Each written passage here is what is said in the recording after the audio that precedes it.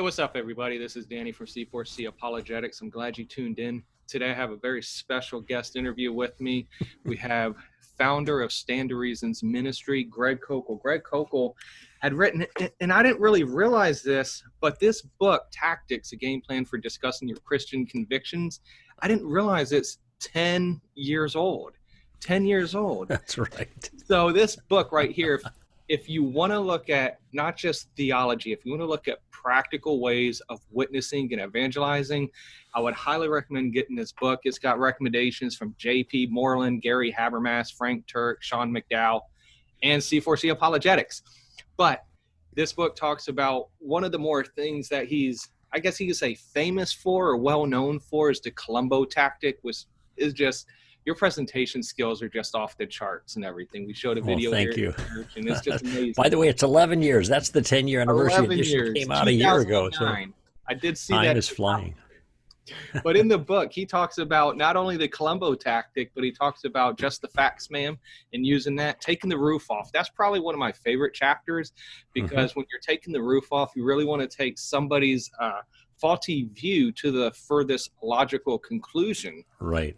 But you also have a part in here talking about the steamroller and the person that wants to be antagonistic and how to really handle it. So if you're out there and you want to know, how do I practically apply methodology for evangelism, this is a great book. I actually couple this one alongside of Geisler's Conversational Evangelism, and they work fabulous hand to hand. So Greg, I just thank you for being a part of C4C Apologetics interview today. Would you care to just talk a little bit about yourself, ministry, anything you'd like to share for the audience? Yeah. I guess I'll start by saying something that may surprise a lot of people.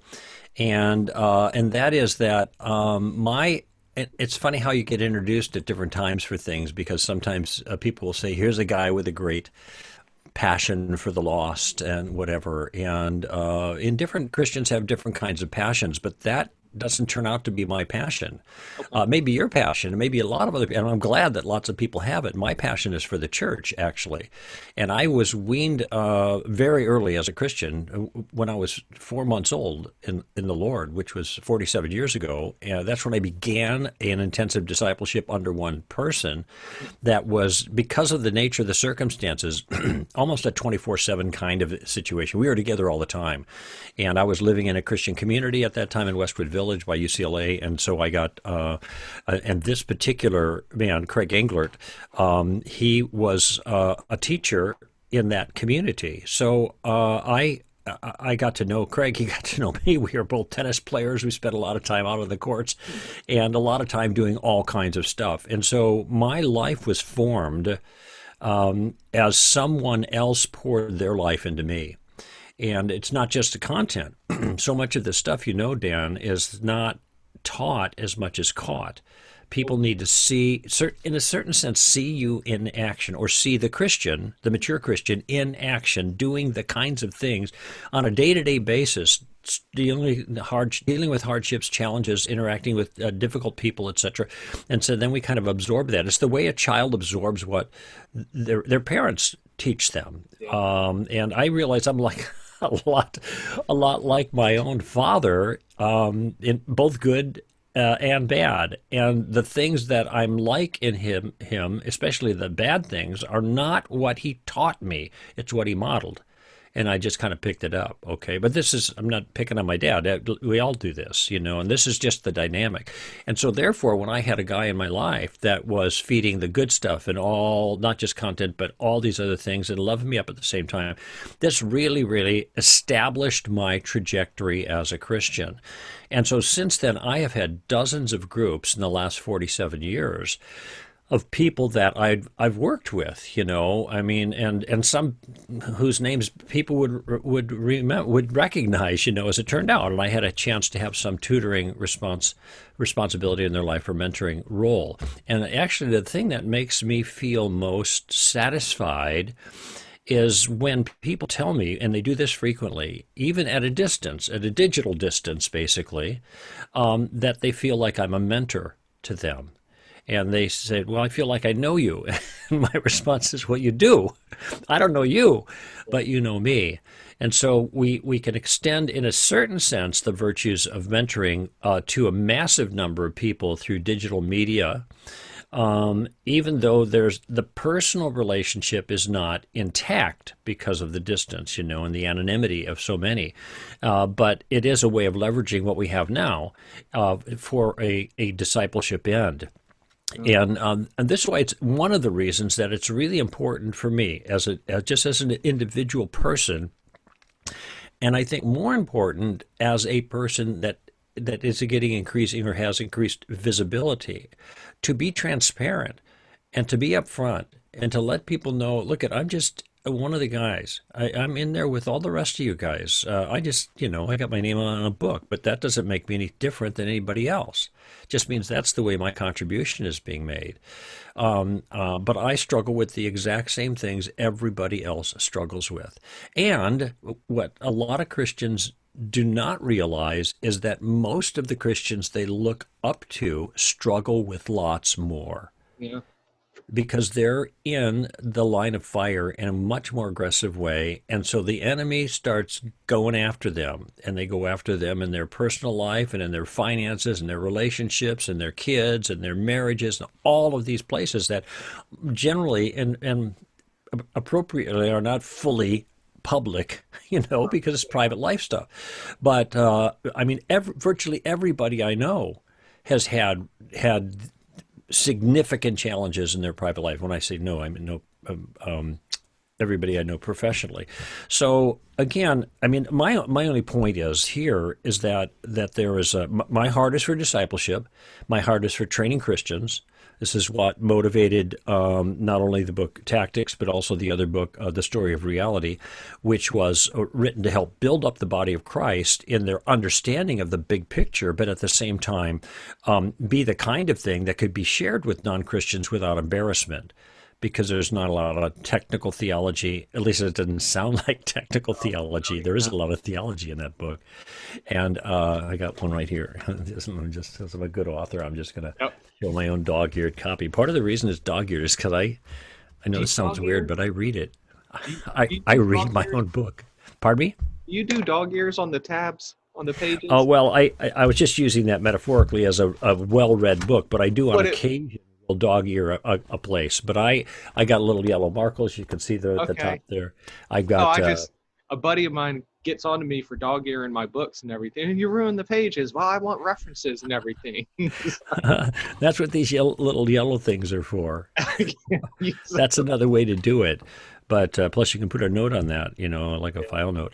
Anyway, the point is my heart is to help the people that listen to your show. And I imagine that this is part of your heart because I imagine, I don't know much about the particulars of your enterprise, but it's largely there to encourage and train Christians, though you engage non-Christians too, who may show up at different times. And that's my heartbeat, and that explains what Stand to Reason does. Stand to Reason, we are here. We train Christians. Those are the first three words of our mission statement. Okay, and we train in very particular ways according to our profile and what we're about, and what we're good at, I think, and we are building ambassadors for Christ. So this is really a discipleship enterprise. So if people want to understand something about me, that is a real important thing. I care about the truth. I care about clarity. I care about people not being taken captive by philosophy and empty deception according to the traditions of men rather than according to Christ. That's Colossians 2. And so these are the kinds of things that kind of keep me going and get me up in the morning, although my getting up in the morning is getting later and later. For one, we're all, we're sheltered in, and I feel like I'm 70, so I'm slowing down a little bit. And that, that's a factor, but I still want to build a team and an organization that long outlives me. And like MacArthur's old soldier, I just want to kind of fade away into the background while the work of Stand to Reason continues. Yeah, that's awesome. Now, one thing I got to say, and it brings back the old adage, people don't care how much you know until they know how much you care type deal. Mm-hmm. Just living the faith, living the convictions, and practicing what you preach. And I have to tell you, I just be perfectly frank and perfectly honest that out of all the interviews that I've done, and for anybody that's watching, whenever we do these interviews, I have some conversation with the interviewee beforehand, before we go live. And by far, and I'm not just saying this to toot your horn, but by far, Greg has been the most real person, the most humble person, and just an individual that just wanted to get to know me and talk to me and just have normal conversation. And so I appreciate that with you, brother, and everything, because no matter you're up here and everything, as far as your visibility, like you said, you're still very humble to just talk to a Christian brother and everything, just about normal stuff. So truly hats off. By the way, that's very sweet, and I really appreciate that. It means a lot to me. I do want to say something about the slogan that you offered, just off the cuff here, since we're not really at big time limits. We can kind of move around, but there are a lot of slogans that have some significant truth to them, but also have a little bit of a dark side, and I think this is one of them. Okay. Maybe dark is not the right word, but inaccurate side. People don't care enough. They don't care. How does that go? They don't care what you know until they know that you care, kind of thing. Right. Yeah. Well, the truth of that is that if you're not interested in the individual, you don't show that you value the individual in some sense, and you treat them simply like gospel fodder. Okay, then this is not good. Okay, and that's really the bright side of that, or the correct side of that. Right. But the other side, I call them pastorisms because they're the kind of aphorisms that pastors use, and without making the clarification. And the clarification here is that it's not strictly true that people don't care what you know until they know that you care. We go to all kinds of people. We go to doctors, CPAs, we go real estate agents, and we don't have to have warm fuzzies with them before we trust what they have to say. We trust their credentials. Okay, excuse me. Now, if they have a good bedside manner, all the better. But and so I think what has happened with some people taking that too much to heart is they think, well, my goal here is to be nice and sweet and show how much I love, and then they're really slow into getting into the things that other person really needs to know. And so if being nice then becomes our means of evangelism, then, or our primary means, my observation is that you'll never be able to out-nice a Mormon. And we're going to be there momentarily. So we'll put a lid on that for right now. But yeah, you're totally right. And I was talking to people about this the other time. It's like, you always hear, man, those Mormons are nice people, right? You always hear somebody say that because they're always doing something, serving. Well, they are nice. Granted, they're doing it for the wrong reasons, but what would it take for someone to say, wow, that Baptist is a really nice person, or whatever the case? You don't really hear that much.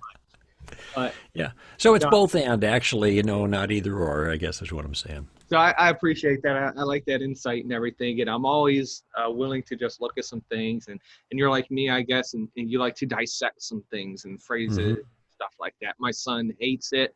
He's like, Dad, you need to stop reading into what I'm saying and yada, yada. So it's just part of, I guess, personality. But so today we've titled this interview, The Ins and Outs of Evangelism, Engaging the Person and not the culture. And one thing I loved about Ravi Zacharias, who's now with the Lord, is the fact that he never answered the question. He always went to answer the questioner, because he always knew at the root of the question was somebody asking it. And so he always tried to engage the heart.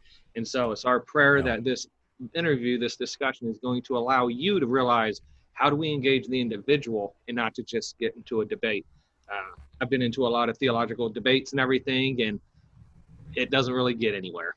And so you really got to engage the heart and give them something to chew on.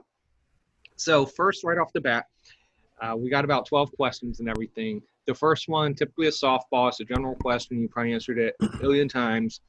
Can you explain what is Christian apologetics and what is its importance in society and the world today? Well, Christian apologetics is really simply, and many of your listeners have heard this, is making a defense for the truth. Okay. By the way, apologetics applies to lots of different disciplines, not just to Christianity. So you can be an apologist for atheism. Richard Dawkins is a good example of that. You can be an apologist for the legal profession, which might be under attack, or for public service when politicians are characteristically maligned. You say, wait a minute, there's another side to this, or whatever. So an apologist is somebody who defends. A Christian apologist is someone who defends Christianity. And apologetics developed fairly early on in Christian history, end of the first century, especially the beginning of the second century. And there are two things that were going on. One was external and one was internal. The external thing is a lot of persecution of Christians. And for what good reason? Well, it's because they weren't bowing down to the cultural gods of the age. And there I mean literally, because they were to profess fealty to Caesar as a god. If, excuse me, especially if they're in the military, and this is why Christians didn't go in the military. That was mistaken for pacifism in the early Christians, but it was for a different reason. And so, but also internally. So part of what they're saying, why are you killing us? We're good people. We're good citizens. This is what we believe. We have all these virtuous things, and you're your best kind of citizen. And then on the inside, I was going to say classical doctrine, but they didn't have. Their doctrine wasn't classical yet. But a basic sound biblical Christianity was being perverted by the Arians, first by the Gnostics, and then by the Arians, and then there were other Sabellians and all various different things. So the apologists had to stand up and say, this is not right. Now, sometimes Christian apologists nowadays are called heresy hunters, and this is a negative characterization. And the attitude shouldn't be trying to find everything wrong with everybody that disagrees with you on anything. Obviously, that's a bad attitude. But for us to be able to protect sound doctrine and refute those who contradict, that is the responsibility of every single elder in every single church. It's on the list. Read Titus and 1 Timothy. It's right there. And almost no church follows that nowadays, and this is why we are taken captive by philosophy and empty deception, which is why it's necessary for kind of specialists like me and you to be there to answer questions and help people work through these issues. It doesn't matter to me that they're parachurch organizations. To me, this is just an artificial designation. We're all part of the church, and we're doing what we can do on behalf of the church. So that's what apologetics is defending. Now, why it's necessary is because from the very beginning, people have been taken captive by philosophy and empty deception according to the traditions of men rather than according to Christ. This is not a new thing that is happening here. It has been happening from the beginning. That's Colossians chapter 2. And he says, he has a phrase in there, according to the elementary principles of the world.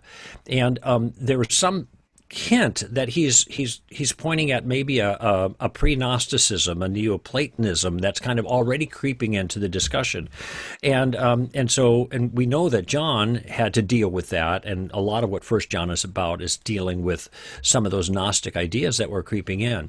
Point being, the Scripture is telling us to be careful not to be taken in by these things. And not only that, it's not just a defensive enterprise. There's also an offensive enterprise that Paul actually identifies as a part of spiritual warfare. And this is in 2 Corinthians chapter 10. People think about spiritual warfare, and I mean, it's real, more real than we imagine, okay? But they think of it in terms of power encounters, Danny, not truth encounters. Like, what spiritual warfare? Well, bad things are happening to me, and the demons are getting me, and so I'm going to pray against them. And that's appropriate, okay? But that isn't the way that the devil gets his job done. The devil is a liar, Jesus said, and that's his nature. He lives by lies, okay? And he holds the world captive. I can think of 4 different verses right now, right off the top of my head, that talk about the captivation of the world, and the captivation is because of lies. And so this passage in 2 Corinthians 10, first few verses, says that the weapons of our warfare are not of the flesh, but divinely powerful for the destruction of fortresses. What kind of fortresses is that? And then he says, we are tearing down. So destruction of fortress, tearing down. So here's what here's the fortress we're destroying. every lofty thing raised up against the knowledge of God. Okay, speculations, theories raised up against the knowledge of God, and we're taking every thought captive to the obedience of Christ. Now, the thoughts there is not like think pure thoughts. That's not what he's talking about. It's good that we do that, but that's not what he's talking about. Think true thoughts about God. And so consequently, the massive part of spiritual warfare is doing just what you do, Danny, is you're out there proclaiming the truth. The belt of truth is the very first piece of our spiritual armor. We're proclaiming the truth in the face of the lies, and this is required every single generation. It's just the lies are different. That's true. With the changing culture, but the circumstances do not change at all. And by the way, neither does human nature. And so we have people saying nowadays, and this might be one of your questions, but I'll just in passing make reference to it. Well, young people now don't care about truth. You know, they're postmoderns. They don't really care about truth. Nonsense. They care. Human beings are made in the image of God, and we are truth seekers by nature. And every person who claims to be a postmodernist is looking all around him to figure out what's true about the world. And if he couldn't do that in certainly important issues, that he'd be dead in a day. Yeah. We'd be gone if we couldn't figure out the truth about the world. In one day, we'd be dead. Take one trip on the highway, and you're done with if you can't figure out the truth of the circumstances around you. That is definitely true. You know, and we're going to talk very briefly about it, but the truth, that they're looking at isn't what is God's truth. It's what, sometimes what is truth to them. But yeah, some of the truths, like you said, dead in a day. If they have to trust that if I drink this bottle of bleach, whatever, that it's going to harm me. So there has to be some sort of at least objective truth that they're going to hold on to and understand and believe in. You had mentioned that early on it's been external and internal as far as apologetics is concerned. And really that's the heartbeat of C4C here is the fact that it's based off of obviously 1 Peter chapter 3, verse number 15, to be able to give reason for the hope that lies within you with meekness and fear. Right. And, but also not only for those externally and that are asking, but Jude verse 3, to earnestly contend for the faith which was once delivered unto the saints. Right. Because we got to look at apologetics is the fact of, number one, we're losing Christianity. I'm not going to say that Christians are losing the faith, but Christians' faith are severely weakened once they leave the homes. They can't get answers to a lot of the questions that they have that are legitimate questions. No one has studied enough. No one simply just has the insight in most of Christendom to answer the omnipotence paradox, theodicy, and stuff like that. And we see in Acts chapter 17, where Paul's dealing with these views as well. We see that he's still dealing with the Stoic philosophers, the Epicurean philosophers, and everything else there. And it's fascinating how he knows so much about the philosophy that he can even use their philosophy against them to prove the one true God. He was, in a certain sense, he was a man of the world. That is, he understood the world that he was living in. He understood the Jewish world. Obviously, he was trained under Gamaliel, but he was a citizen by birth and a citizen of the Roman Empire by birth. And as a result, which helps explain why he knew a lot about a lot of things. So he can quote those Epicurean philosophers, which meant something to the Gentiles with whom he was speaking. And he was trying to find a point of common ground to use as leverage to get their attention than to proclaim the gospel of Christ. And this is part of what we're faced with right now.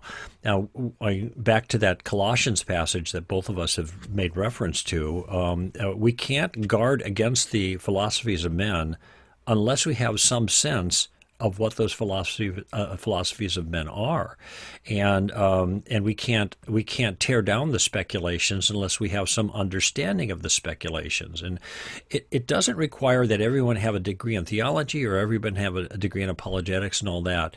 But I'm just saying things are getting much more difficult.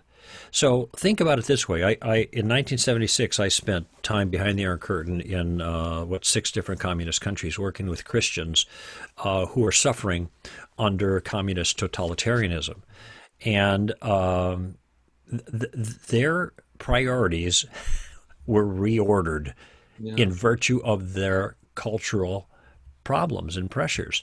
Okay, there comes a time when you just have to say, all right, we're going to have to do some things here in light of the things that are standing right in front of our face. And unfortunately, far too many Christians and Christian institutions are folding to the culture. They are just giving up because they don't want people to be mad at them. And here I've got a verse for you, and every Christian should emblazon this verse on their mind. It is Mark 15:15. Easy to remember. Mark 15:15. This is the trial of Jesus. And the question here is, it's Pilate, and the question is Barabbas or Jesus? Barabbas or Jesus? And this is what he's asking them. And he's actually appealing for Jesus. Pilate is. He knows who Barabbas is. He also knows that Jesus is innocent. And here's what the text says. Wishing to please the crowd, he released Barabbas and had Jesus whipped and crucified. Wishing to please the crowd. I do not want to be on Pilate's side when it comes to the mob, no matter what it costs me. And I want every person who's a Christian listening to this show to make a decision right now that if they're a follower of Christ, they are not going to side with the mob in order to please them rather than please Christ, no matter what the cost. Amen. Amen. I appreciate that, and I appreciate that explanation. And really, it's a matter of who are we pleasing? You seek to please man, right. Please God. And if it's to please God, great. If it's to please man, you really need to repent and get those priorities in order. So the second question, again, a little bit of a softball. Can you explain what a worldview is? And how important is the worldview when we're looking at society today? Okay, a worldview, the different people explain this different ways. Some will say a worldview is kind of a set of glasses that you put on, and it colors the way you see the world. Okay. It's a very common metaphor. I hate it. And the reason is, but think about it. Yeah. What this way of explaining it is, it's basically saying you don't see the world as it is. Okay. You only see distortions. Okay, this is, philosophically, it's called non-realism. This is a huge part of what was taking place in the, 17th, 18th, and 19th century, and that all you see. This is how the all the impressionists write and make blurry paintings. That's what's driving their idea. You don't see the world; you see images through the lens. Okay, so I think we see the world. I think God has given us the capability to see the world. Okay, now what then? I think a metaphor is more appropriate. In the book, The Story of Reality, I talk about story as a way of describing our worldview, but and there are different stories, characterizations of the way the world actually is. So in the book, I say, in answering the question, what is Christianity? And the answer is Christianity is a view of reality. It's a characterization of what the world is really like. It's not our spiritual fantasy. It's not like Marx said, the opiate for us makes us, the opiate of the people is what he said in religion. It's not just what I'm choosing to make me feel better. I'm not going to relativize it like that. I think that Christianity tells us what the actual world is like. It doesn't give us a different set of glasses. Right. It removes our glasses and tells us what the world is actually like. So here, I think the most accurate kind of metaphor is that a worldview is kind of like a map. When you think of what a map is a characterization of reality. You have a map, you have a GPS thing or whatever. What is that doing? It is telling you the contours of the actual geography. Okay. And it tells you the contours of the actual geography so that you can navigate the actual geography. Right. And if the map isn't good, you end up in a ditch or at the wrong location or that kind of stuff. Okay, so now worldviews are like maps. Here's the way the geography of reality actually is. That's what a worldview does. So take the worldview of materialism. Okay, that's a metaphysical view. Metaphysical view is just a view of what is real. Okay, on that view of what is real, that worldview, the only things that are real are physical. Material things pushed around by nature. So does God exist? No, of course not. Because he's not physical, he can't exist in a world in which only physical things exist. No heaven, no hell, no deep morality, no right or wrong, because there can't be any standards above anybody. Those are not material, obviously. So there's a contrast there. So we have two different maps of reality. The Christian map, and then I gave you an example of another one, the materialist or the atheist, secularist, communist, humanist map. That's the map for all of those groups. They all hold to that. And when you view the world in that way, your behaviors are going to comport with your convictions about the way the world actually is. So let's say there is no God, okay? There is power still. Human beings have power, and there is no restraint on the power from above. There is no right or wrong. So therefore, on that view, there is no principled reason not to use power however it suits the powerful person. Right. That makes sense in their worldview. Okay? And so this is why we see in communist countries totalitarian governments, because the state is the highest, Right. because the state is the most powerful. Okay, so it's an all-power thing going on right now. Okay, but that fits that worldview. In Christianity, we say that's not an accurate view of the world. There is a God to whom we must speak. And at the Nuremberg trials, after the Second World War, this was the argument that was given. Cultures aren't the highest form of right and wrong, but there is a law above the law. And we are holding you accountable, you war criminals, to the law above the law. The reason they could do that is because their worldview wasn't materialistic. It was broadly Christian worldview, that there is a God who makes laws that we ought not violate, even if our society tells us to do so. So what I've tried to do is just give a metaphor. Don't think of it this way. Don't think of it like glasses. Think of it like a map. And the map describes the actual topography. And if the map is wrong, then you're going to make bad decisions. Okay. Now I mentioned about war crimes and all that other stuff because I think most people have an intuitive sense that those things are not right.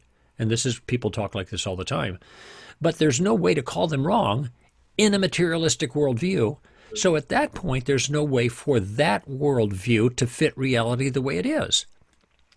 Everybody complains about the problem of evil. It's universal. Doesn't matter where you lived or when you lived. Everybody knows something's wrong with the world. But when you think about it, if materialism is an accurate map of reality, there can't be anything wrong with the world. Everything just is. There is no grand design that's not being fulfilled. Things just happen. That's it. No purpose. No. How does Richard Dawkins do it? Nothing but blind, pitiless. No good, no evil. Pitiless indifference. Nothing but blind, pitiless indifference. And at that point, he is talking consistently, at least, as a materialist. So there's a general picture, in my view, of how worldviews work. And when you see it in those terms, you can see how important it is to get your worldview accurate, because there are consequences to not living according to reality. Reality is what injures you when you bump into it. Yeah. And I like the idea of the map metaphor as well, because one's worldview shapes on how they're going to live and how they're going to get from point A to point B. And with an improper worldview, they're going to be making bad choices, like a faulty GPS is going to take them to places they don't even want to go, and things like that. So I've never heard that. I appreciate the fact that it's in this book I talk about. Story of Reality. So we're actually going to put some links in the comments for Tactics, Story of Reality as well. But so if you want to purchase those, I always need stuff to add to my bookcase and everything else. One thing I love that we'll probably get into it. One thing that you had mentioned during one of your presentations is when we're talking about evangelism and how we're looking at the agricultural perspective. One plants, one waters, but God gives the increase and everything. Right. One thing that you had mentioned that really affected me personally is that you personally believe that not only most of the Christian community, but you yourself is much more of a gardener than a harvester. Right. And that's one thing that God has used that you had said to really affect me, and I think a lot of people in our church too here, as far as, hey, if some evangelists say, if you haven't led one person to the Lord every year, you're not doing your job. And Yeah. and when we heard you say that, the sort of set gave freedom, Yeah. if you Well, will. that's good. And it's not, you don't lead people to the Lord, and so therefore you do nothing. The substance there of that observation about gardening is that there are two parts to the process. And before there can be a harvest, there's got to be a season of gardening. I mean, this is common sense, not only with agrarian issues, but also with evangelism. And Jesus talks about this in John 4, by the way, after his encounter with the woman at the well. He says, some sow and some reap, so that the one who sows and the one who reaps can rejoice together. So you have one field, you have one team, but you have two seasons and you have two kinds of workers. And I don't know if you've heard me say this precise thing, but I have been doing it for about the last year and a half and shocking people like crazy by saying it, but then but using it is to make a point, and that is that I have not prayed with someone to receive Christ in at least 30 years. I'm 47 years a Christian, at least 30 years. And like, what a loser, kind of thing. But it's not because, and that's great because I'm not engaged. I am engaged. I talk to people a lot about Christ, but I'm not in harvest mode. And the way that we do evangelism kind of presumes harvest mode. Okay, I'm going to share these things, and here's the prayer, pray the prayer, that kind of deal. And my conviction is that the harvest happens fairly naturally and easily when the gardening is done. Even in my own case, of September 28th, 1973, which is just a little more than a week ago for my birthday, spiritual birthday, when my brother came to talk to me more about the Lord at my apartment, I said, Mark, I want to become a Christian. You don't have to keep going. And so that fruit just fell into the basket because the Holy Spirit had done what was necessary to make me ready for that. What made the difference was all the gardening that came before. And so, by the way, to put this comment of mine in perspective, excuse me, many of your listeners know about J. Warner Wallace, the Cold Case Christianity, et cetera, et cetera. But what they may not know is that Jim was in my garden. Jim was listening to our radio show when he was an atheist. And he will tell you himself that his life and his spiritual life and the trajectory of his spiritual life was deeply influenced by Stand to Reason. This is one reason he came onto our organization for a couple of years as a speaker, and one of my closest friends now. But he told me later, he says, I listened to you before, and that really surprised me. But some also of your listeners may know who Abdul Murray is, a former Muslim who became a Christian. And then a Christian apologist, and now he's the senior vice president at RZIM. And Abdu was in my garden too. When he was a Muslim, he was listening to our show. How do I know that? Because he took me out to dinner once and he told me. He gave me the whole story, and now we're also really good friends. But the point I'm making is these guys were in my garden, but I didn't harvest them. Someone else did. Or they're harvested at a different time in a different way. I don't even know if either of them, to be honest with you, if either of them could tell you that there was some point in time when another individual prayed with them to receive Christ. I don't even know if that's true about them. I should ask them. I'll see Jim next weekend. But it's this natural process of the gospel being preached and communicated in powerful and effective ways, in clear ways, in persuasive ways, just like in the New Testament, and then people believed. Yeah. It isn't like they had to, you pray this prayer to receive Christ. That's actually a relatively new tradition in Christianity. It only goes back about 200 years. I'm not against it. I'm just simply saying that's not required. What I want people to do is to realize that the real heavy lifting, the hard work, is in the gardening. And a little bit here, a little bit there, and we're all part of that. You don't have to press for someone to receive Christ to move them closer to that point. And I think in saying so, you can reflect on this too from your own experience in your church, giving people that freedom and the tools to do it, which is the tactical game plan. They are then much more likely to get off the bench. Yep. And do a little bit more. And when you have more gardeners, you're going to have a bigger harvest. Yep, and that's so true because we're in it's about a 7-8 week evangelism series that we're going through right now. And a couple weeks back, we watched a lecture that I'm going to bring up here momentarily that you had done. And it revealed so much to all of us and everything.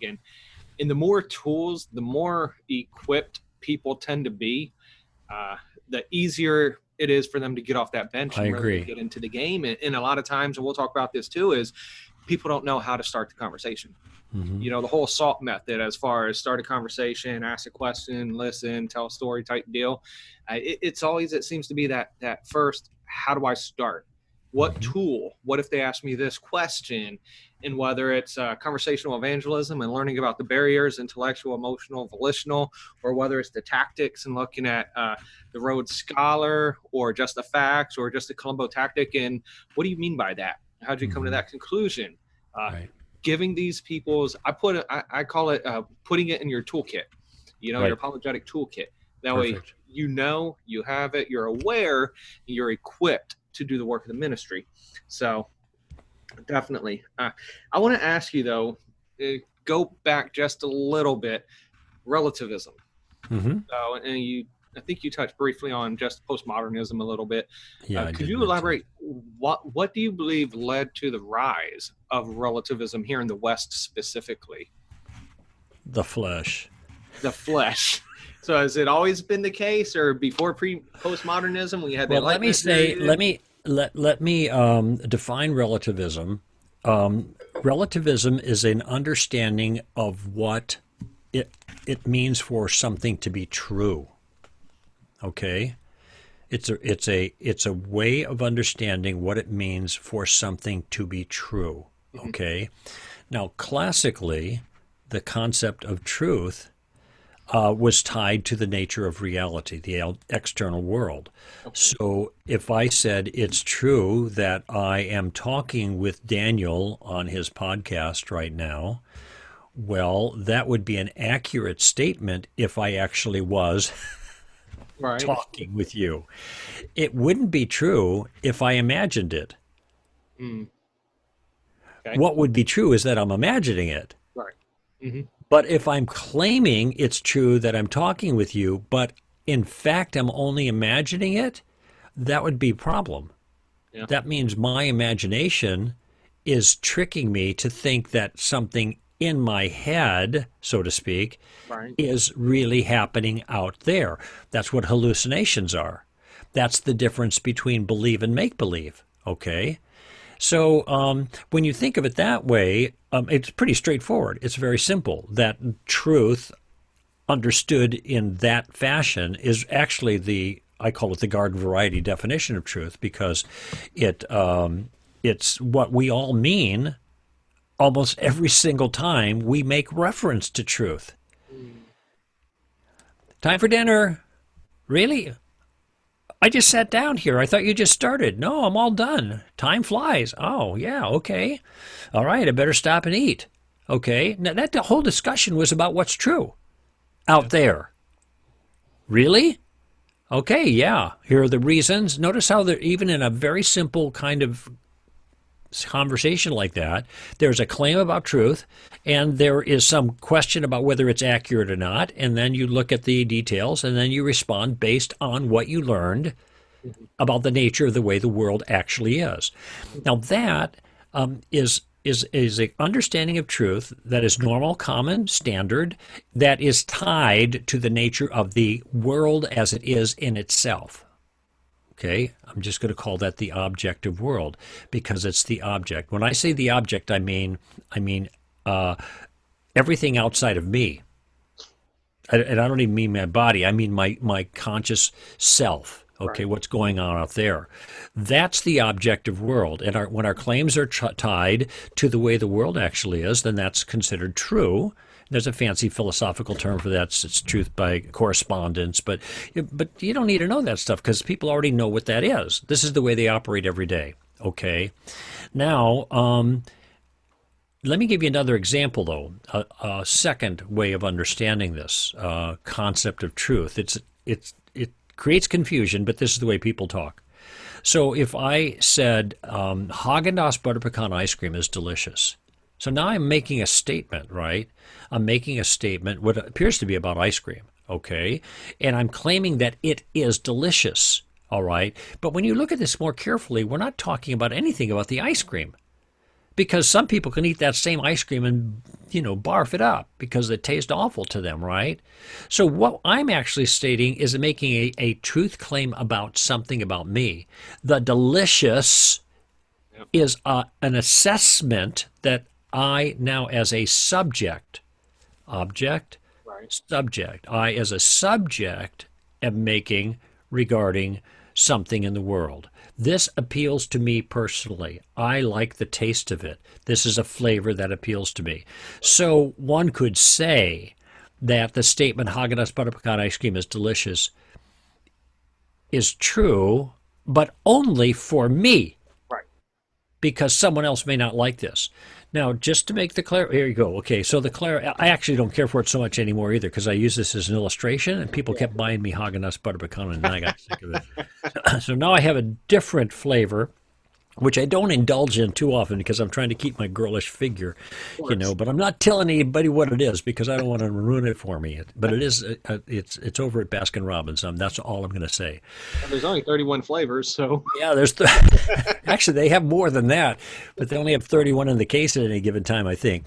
In any event, though, I'm just using this illustration to make the distinction between a truth that could appropriately, a truth, that could be appropriately described as a personal, subjective truth. Okay, so now you have two different groups of truth. You have truth that is a statement about the objective world, and that's either true. That's either accurate or not accurate. I mean, so I could say, I'm in Florida right now, and you could say, no, you're not.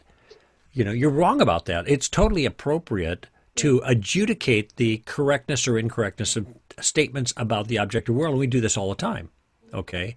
But when it comes to private things, like a Haagen-Dazs butter pecan ice cream, if somebody said, really, you like that stuff? Boy, you're really bad.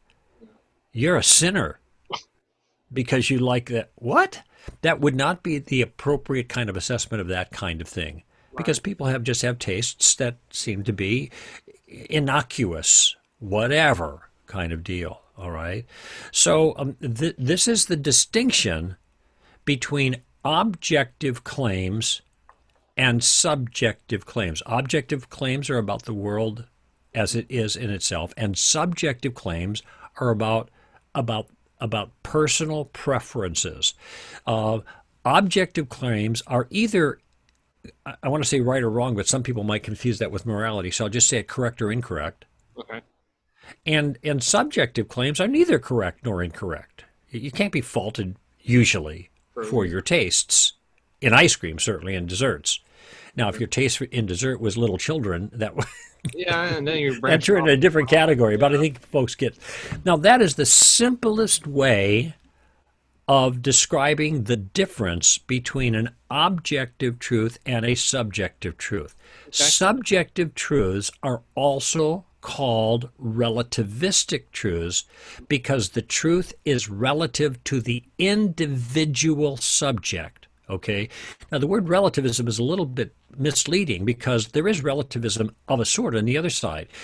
In objective case, truth is relative to the objective state of affairs. Oh, yeah. The key here is that the truth claim in object is tied to third-person public reality out there, and so you can have discussions about whether a person's correct or not.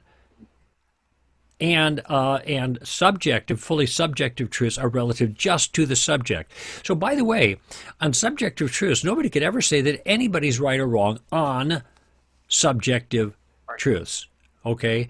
Because subjective truths are just, that's up to you. That's your deal. You can't be wrong on what you think you like. Right. No, yeah, definitely. Once you don't bring in morality to the equation, opinion-based things like that, preferences.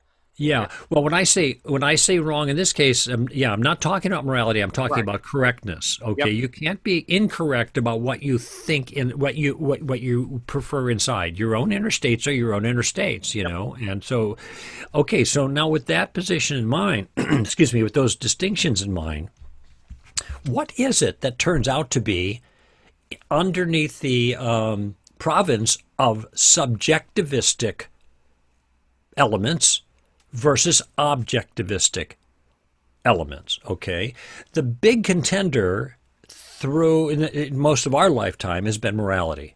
Okay, where people say, and this started more in the 60s when I was in college, because all of the standards were being questioned back then. Who are you to say? Who's that person to say? Who's anybody to say? I'm master of my own fate. I'm captain of my own soul. I get to describe what is right or wrong. There in the moral sense now. For me, it's up to me. And so this becomes this individual moral relativism begins to rule, all right? And people use this language even today. Who are you to push your morality on me? Or who are you to say? And that's kind of like referring to authority. Like maybe there might be an authority in principle that gets to tell me what's right or wrong, but it ain't you. Right, yeah. And actually on this view, it ain't anybody. Yeah. I'm the authority that gets to say it. So now moral relativism, it becomes a kind of autonomous position. I am God in this. By the way, does that sound familiar? Yep. That kind of goes back more than a couple thousand years, all the way back to Genesis 3. 6,000 years, yeah. This is why I kind of jokingly said the problem is flesh, because relativism is grounded in human autonomy. I get to say what's right or wrong. I get to say what's true or false for me. Okay, so that's the general concept of relativism. Now, when you think about it, you can see how this has been expanded beyond morality. Because now people could say, first of all, I can say what's right or wrong for me with regards to my sexual behavior. So I can sleep with my girlfriend if I want. Now, when I was in college, that was as long as you love each other. So notice there's a slow shift in the objective moral standard. No, it's not like husband-wife. Now it's as long as you love each other, you care about each other, okay? So already there's a shifting and a questioning, has God said? And then it became whatever I want, okay? And now it's not just sleeping with whoever you want, but whatever gender or sex that you want. And if your preference is for the same sex, why is that a problem? And I have heard people say during this discussion, as we've gone as a culture, this is no more of a concern of somebody else than whether you're left-handed or right-handed. So these are morally neutral things. People get to decide for themselves. You don't like homosexuality? Then don't participate. You don't like abortion? Then don't get one. But don't act like your morality applies to me. So now you see relativism engaging the whole moral spectrum on individual behavior. And then it's now taken another step. It's not just what sex I want to have, but what gender I am. So are you, what is your preferred gender? And when somebody, the doctor spanks a baby on the butt, and says it's a boy, well, that doctor has done something cruel to the child because he's assigned a sex to the child which has nothing to do with that child's genitals. It has everything to do with that child's personal, autonomous choice. Now, if you don't buy into all of this, you're an oppressor. Okay. Now, I'm just going to make a pause here and just make an observation. Maybe I've talked too much. I don't know, but here. No, you're good. Topic. You're good. But notice how when somebody says you're the oppressor if you don't accept that, what have they just done? They have made a moral judgment. Okay, what kind of moral judgment is that? Is that your own subjectivist point of view moral judgment? To which I can completely ignore, just like you want me to ignore your judgments for yourself about sexuality? And so if I can ignore it, why are you telling me this? Why are you telling me I'm an oppressor? Because you sound like you're saying something about me when actually you're saying something about you. Yep. No. What you like and don't like. If I were that way, if I were you, I wouldn't oppress people like that. Well, okay. But why should I care what you think? Because I live in my own moral world. Okay, watch this. On your view. Remember, this is their map, not my map as a Christian.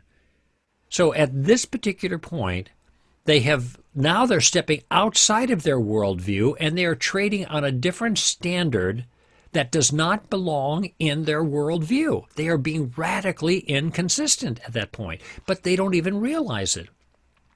So this brings me to one other point, and then we'll move wherever you want to go. And that is, even though people now are radically relativistic, and by the way, what postmodernism is that everything is ice cream. There is no reality out there to connect with. It's all made up in your mind. And this is there's a philosophic word for this called solipsism, and what solipsism means is that you're the only one that exists. Nothing else exists but your mind. But this is what it amounts to.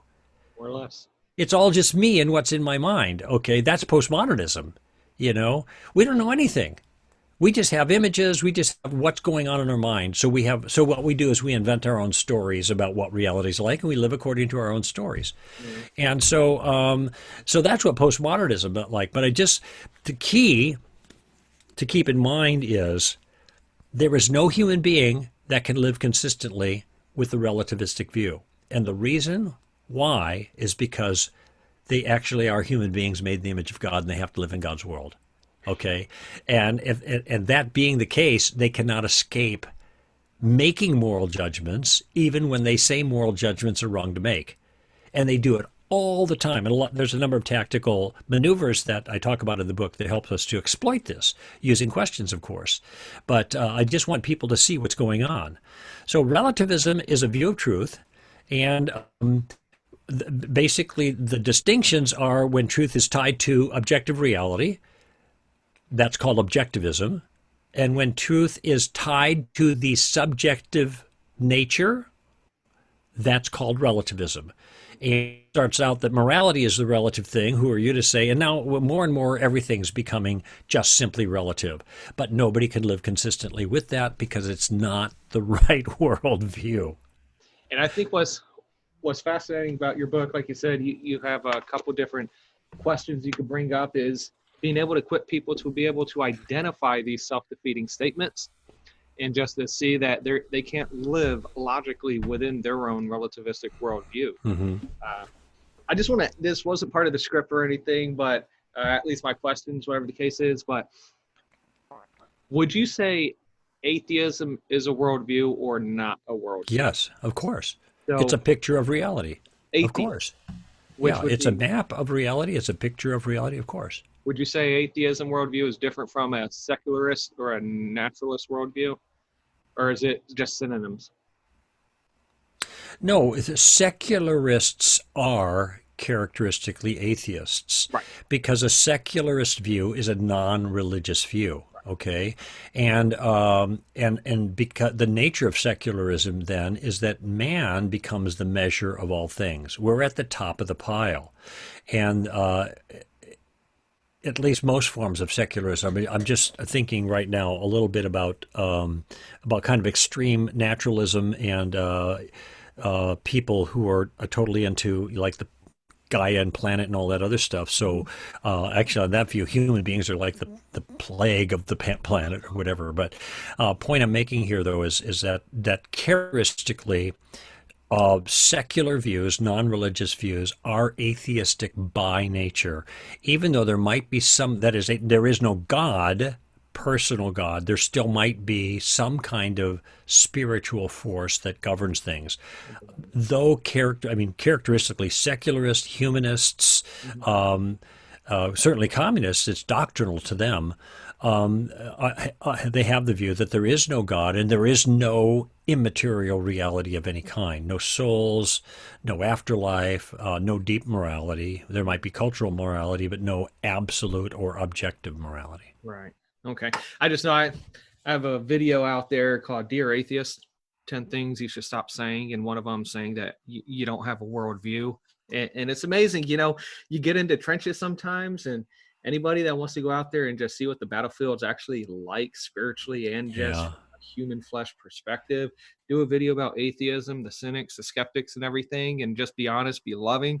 And the ratio of likes to dislikes and nasty comments is just, I had to turn comments off on it. Yeah. So it's just fascinating. But moving on, I just want to read this out. So I watched the 2016 National Conference presentation that you had personally done, and you had said, I just want to put a stone in your shoe. Right. Okay. Now, can you explain this philosophy? How can this philosophy and this view be used to get to the heart of an unbeliever's worldview as to chip away at it? Yeah, it may not get to the heart of it, but the idea is chipping away at it. And this is consistent with, or this is more of an operational concept tied to the notion of gardening. So if you're in a harvest mode, your goal is to try to get the person to pray to receive Christ, sign on the dotted line, close the deal, that kind of thing. If you're in a gardening mode, your goal is different. Okay, well, what is the goal? And the way I characterize it, I just want to put a stone in their shoe.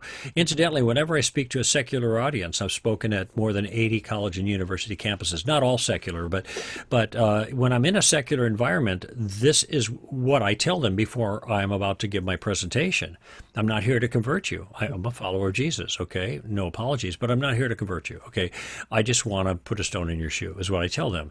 And then I characterize it this way. I said, I just want to annoy you in a good way. Yep. All right. I want to annoy you in a good way. I want you walking out of the auditorium with something that I said sticking at you. Mm-hmm. I want you thinking about it because I think that Jesus of Nazareth is worth thinking about. And that's where I leave it.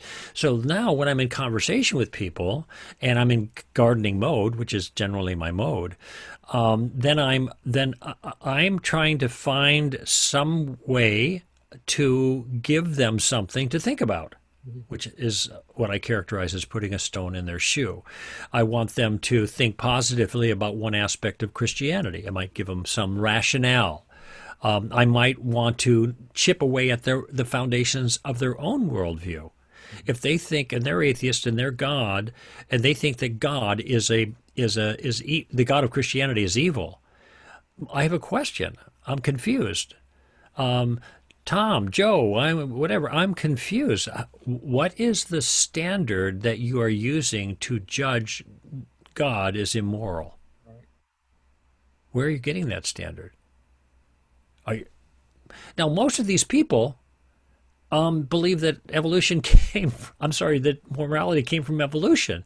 So all they can say that's consistent is that according to my evolution, I am forced to say that what God did in the Bible is bad. So you're saying God's disobeying your evolution. I actually had one atheist on my own program say that when I asked, yeah, that's right. I said, okay, like I rest my case. What are you going to say after that? This is not a meaningful morality. Right. That's bad. What does that mean? That goes against my evolution. Well, it doesn't go against my evolution, apparently, or his evolution. So why should anybody care what happened about your evolution? Mm-hmm. That kind of thing.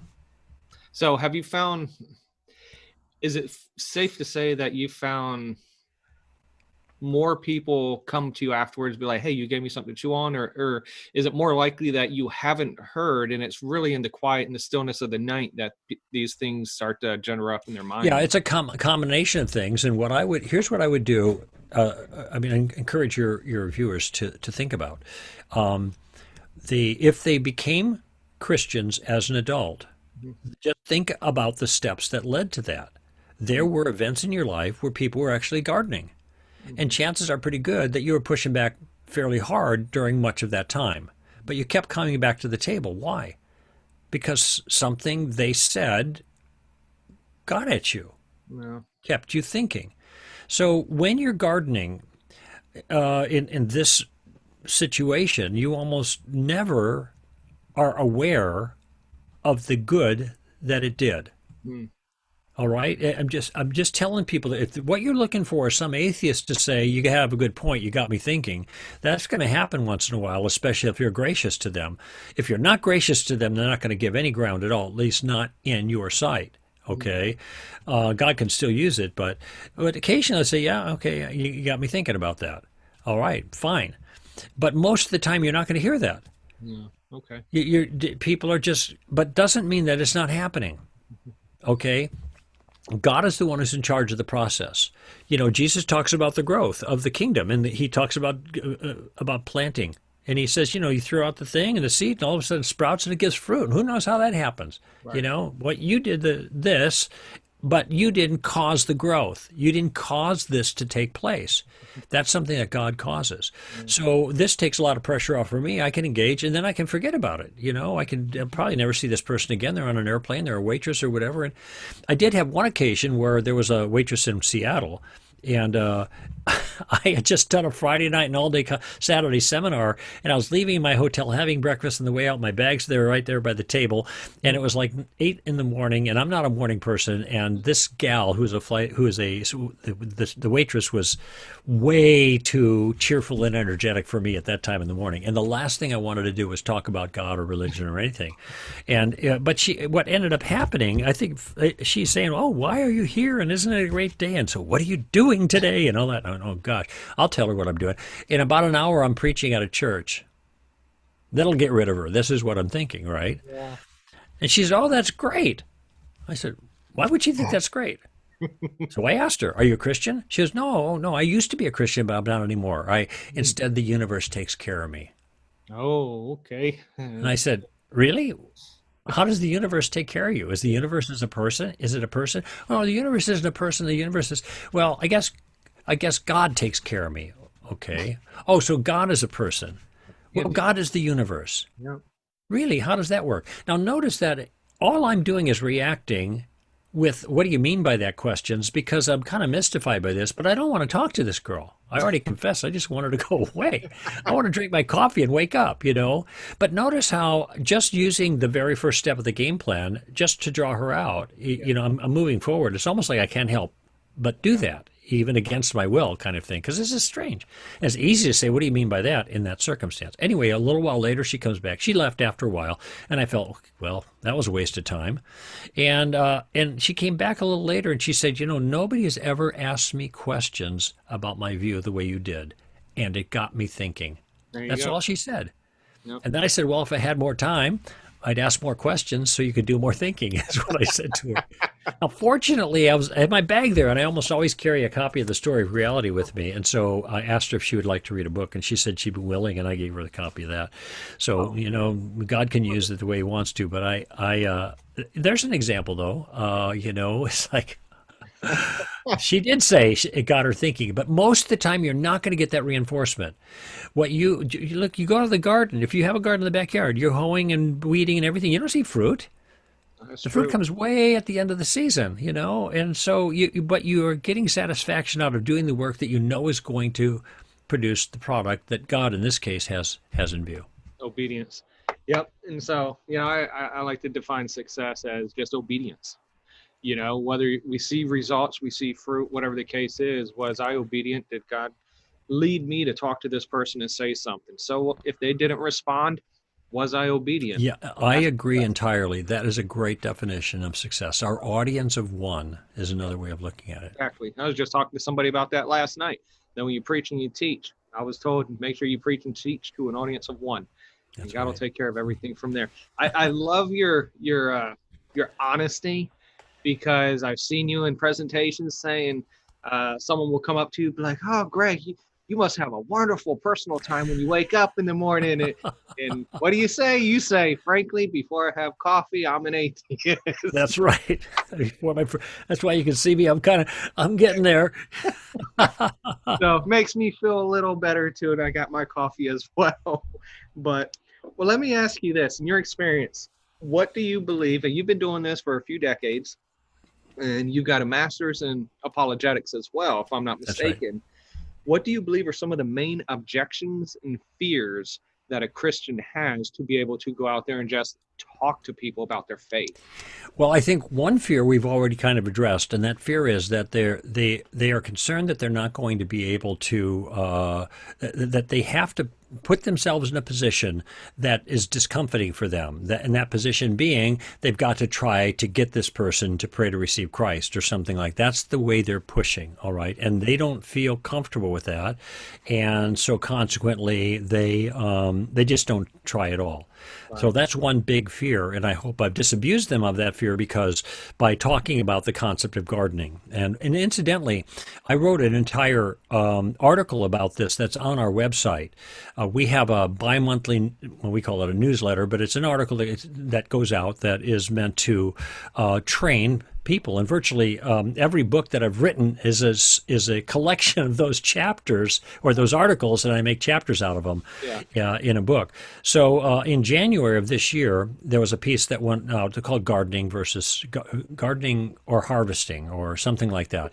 And str.org is our website. You can also get our app, and they'll have it on there too. But you can just type in gardening in the search feature, you get the whole article. So there's like 3,500 words on just that issue, developing the whole notion. But that's the one thing that will keep people from engaging. Okay. The second thing that keeps people engaging is not having a game plan. Okay, I don't really know where to go. How to start is what one thing you said. How do I start a conversation? And then what? You know, and so the game plan that I offer is 3 steps. And even if you just do the first step or even the second step, you can still, without doing the whole thing, you still can accomplish some good for the kingdom's sake. You can still garden even as a beginner. I talk about it as going into the shallow end of the pool, so to speak. Okay, and but the third thing is the reason is they're afraid of getting cornered. Mm.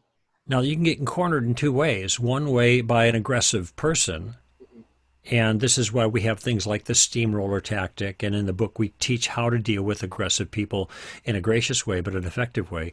I feel my camera here is beginning to droop, so my apologies for that. My Stickum stuff isn't working very well right now, but the other way you can get stuck in a corner is if you are you just don't know how to deal with an issue. Oh, I'm afraid I'm going to get asked a question I can't answer. Now, in my view, that's not a problem.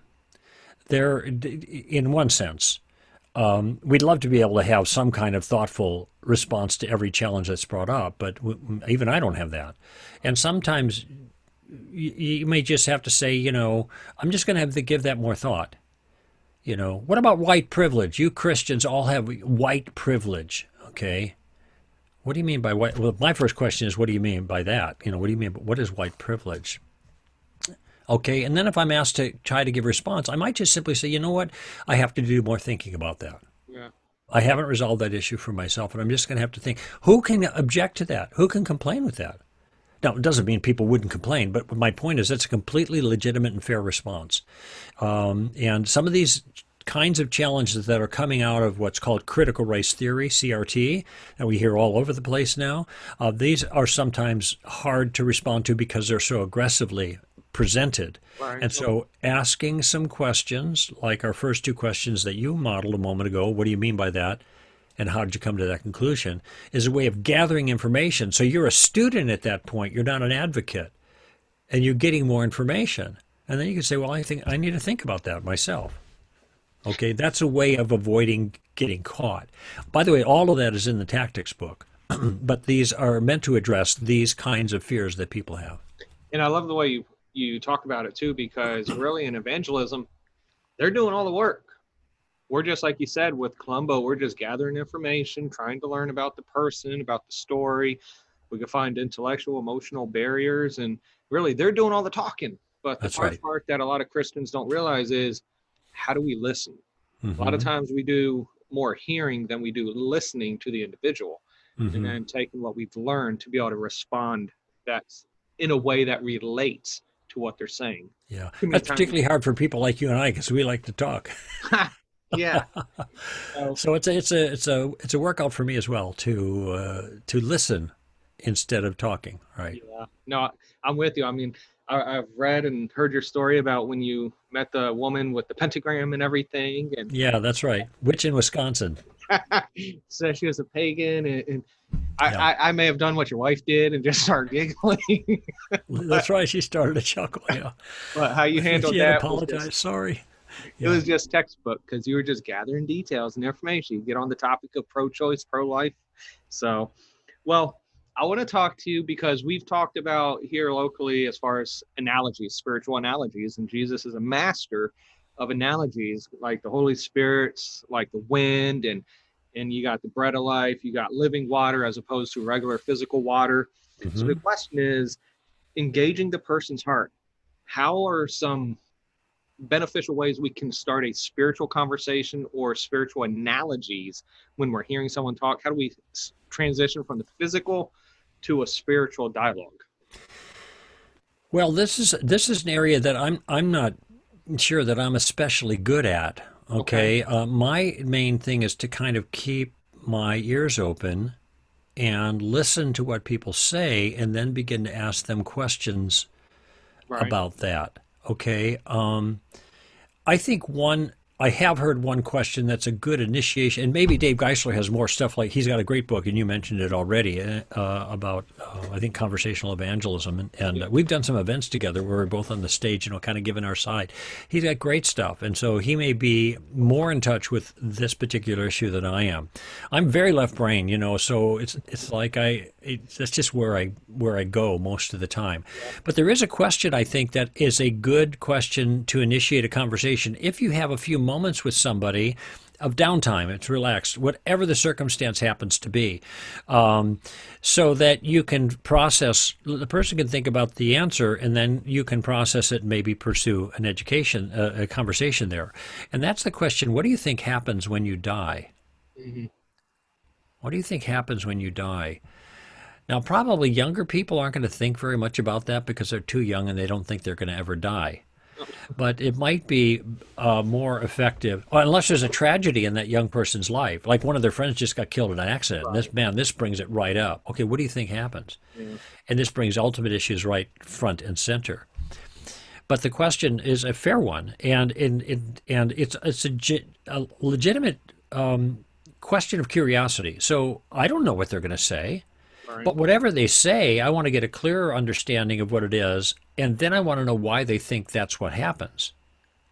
Now, chances are, if the conversation is you've got time and they say their deal, they might ask you, what do you think happens? And this is where it's really important that the Christian don't just explode out of the gates with a gospel presentation. All right? Simply answer their question. Yeah. Say, well, I think there is an afterlife. And now, then you can. There are different ways you could do this, but what comes to mind for me is something that C.S. Lewis said.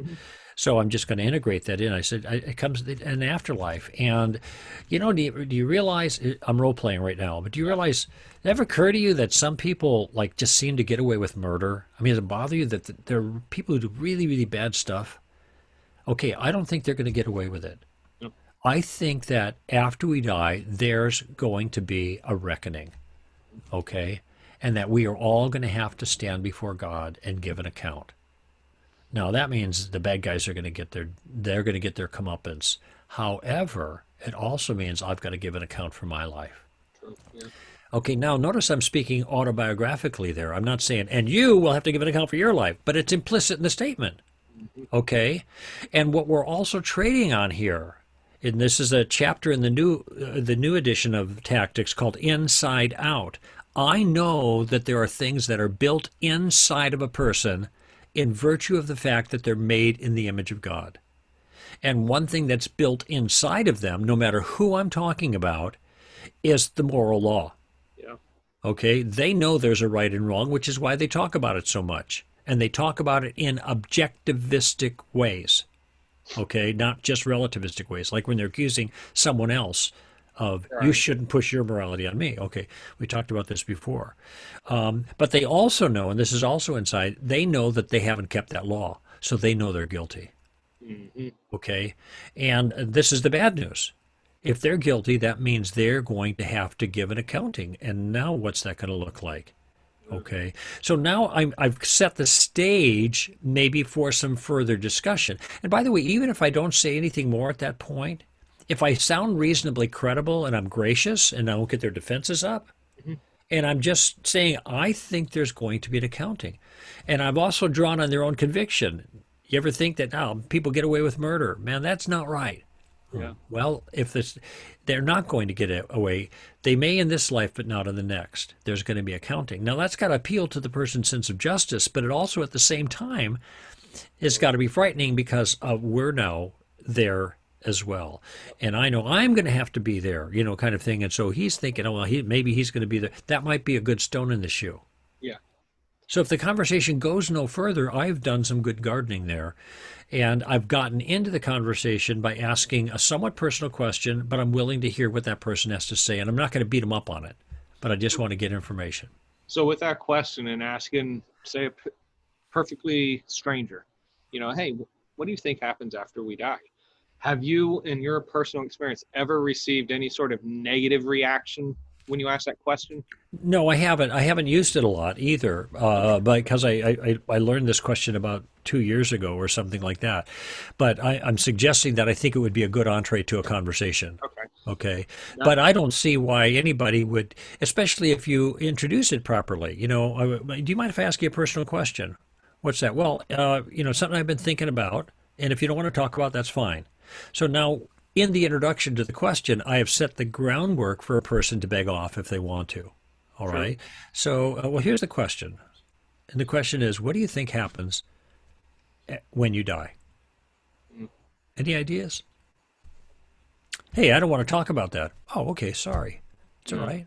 Okay. How about them Dodgers? Change the subject. I've liked the one where someone just asked this complete stranger, the gas station, what are you doing this weekend? And they'll say what they're doing, and naturally they'll ask, what are you doing this weekend? They're like, I got church on Sunday. You got a church home, you live around here. And so it's the easy way to invite someone to church as well. Yeah, that's a way, right? It's a little more it's a little more actively evangelistic, but there's nothing wrong with it. Yeah.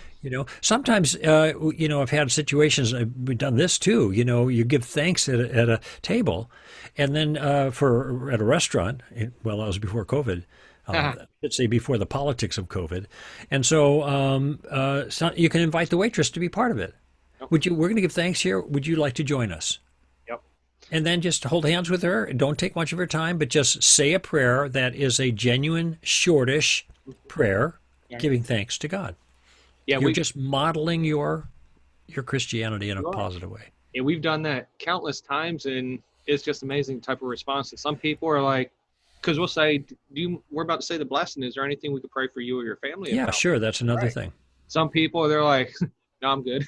And it's okay, but like, hey, I'm going to pray for you. Have a great night and pray for your family. Yeah. Other people, we've had people break down, find out they're battling cancer or a loved one just died. And so it's a great segue. But so I want to talk a little bit about the steamroller. Yeah. Okay. So like you said, one of the fears is just an attack. Right. Some of these, with the new atheist movement going on a couple of decades back and the four horsemen of them and everything, it tends to be a little more aggressive with atheism and secularism. So as far as if we're trying to witness and then we get personal attack, what are some methods we could use to diffuse the situation? Now, I know your book talks a little bit about it, to go ahead and maintain the conversation, maintain the love and the grace in it, and still maybe save some of the evangelism opportunity. Let me offer a distinction between an attacker and a steamroller, okay? Okay. An attacker may not be a steamroller. Attacker is somebody who disagrees with you strongly. A steamroller is somebody who interrupts. Okay. That's the critical distinctive of a steamroller, interruption. Right. And it is an attack, sure. Not all attackers are steamrollers, but all steamrollers are attackers kind of thing, sure, okay? Yeah. Yep, Levite priest. Say again? It's like the Levite and priest. Not all Levites are priests, but yeah, that's right. There you go. So what do you do when a person does not allow you to give the answer that they're asking for? Okay, They are asking for an accounting of some sort, but when you try to give them that accounting, you try to give them an answer, they are pushing back really hard by interrupting. You start an answer and then bang, they don't like what they hear, and so they don't even like what they begin to hear, and they interrupt and they take you down somewhere else. Bang, bang, bang, bang, bang, bang, bang, and that's getting steamrolled, okay? And you're not going to get anywhere with this kind of person. Now, by the way, I need to mention that most of the time steamrollers are hard to deal with. That is, they're the kind of people that are going to, that you've got to forcibly, in a certain sense, address. There are sometimes benevolent steamrollers, that is, people who are just overly excitable and just jumping in all the time, but they're nice. But in any case, you have to deal with steamrollers regardless of whether they're nice or not. And this is going to take some steel by the Christian. You gotta, in a certain sense, pardon the expression, man up to be able to deal with that. And the way you do that is by, there's 3 steps in dealing with a steamroller. And the first step is to stop them and negotiate in a very simple kind of way. All right. So, Dan, if you were steamrolling me here on an issue and you bang interrupted, I said, oh, I would just say something like, okay, hold on just a minute, Dan. I'm not quite finished. Let me finish this thought. Is that all right? And then I'll let you come back. Now, notice there, I'm using a little body English there, and I'm making a request of you to allow me to finish before you jump in. I also am aware of your desire to jump in, and so I'm not going to preach forever. I'm going to get my thing out and then let you come back, okay? And notice I am, in a kind of a subtle kind of way, getting your permission to do so. Right. Okay. So that's the first step. And a lot of times that's all you need. Okay. And they'll, oh, okay, yeah, sorry. And if they just jump in again, they can do the same thing. Wait, not quite done. And then you toss the ball back to them, and when it comes to you again, then they want to jump in again. Okay, wait a minute, Dan. It would be better if we dealt with one thing at a time. Okay, that what you're bringing up is a separate issue. We can talk about that if you want, but let's just talk about this for the moment until you're satisfied. Okay, is that all right with you? That's all it is. Okay. The second move, say that doesn't work, and they're still obnoxious. And by the way, some won't even respond to the first because they're so obnoxious, right? So then you got to go to step 2. First step is to stop them. The second step is to shame them. And it is essentially the same substance of step 1, but you are directly addressing the impolite behavior. Okay? This is going to be hard for some people to do, all right? So if you were the person, Dan, I'd say, I'm not going to interrupt you because maybe you've interrupted me and blah, blah, blah, blah, blah, blah, blah, blah, blah. I got to wait for you to stop.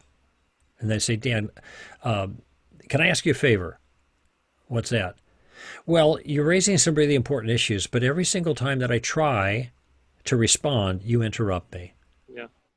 And I want to know if it's okay if you give me a chance to respond, and then I'll let you have your turn. Okay, so now that's more aggressive. It would be impolite to say that at first, but now after they've broken faith with you, or you've never been able to get in at all, then, and notice all of these essentially are requests. Do you want to continue our conversation? And if you do, here's the rules. Right. And sometimes that can be even done quite aggressively. And I remember one time when I said, Bob, I think, I don't remember his name actually now, very specific event. I said, and I pointed this out. I said, look, I pointed out that he was interrupting. I think I said, every time I try to respond, you jump in and you walk all over me, okay? Now, here's the way I'd like to do it. You can ask your question, raise your issue. I'll listen. Then you will be polite and let me respond. And then when I'm done, it will be my turn to be polite, be polite, and listen to you. Is that okay with you? Because if it's not okay, then this conversation is over. All right? Now, these model conversations that I just offered are actually in the book. Yep. But you can see the second step of shaming them can be, some can be more aggressive than others, and it just depends on the individual you're dealing with. But you are keeping your cool.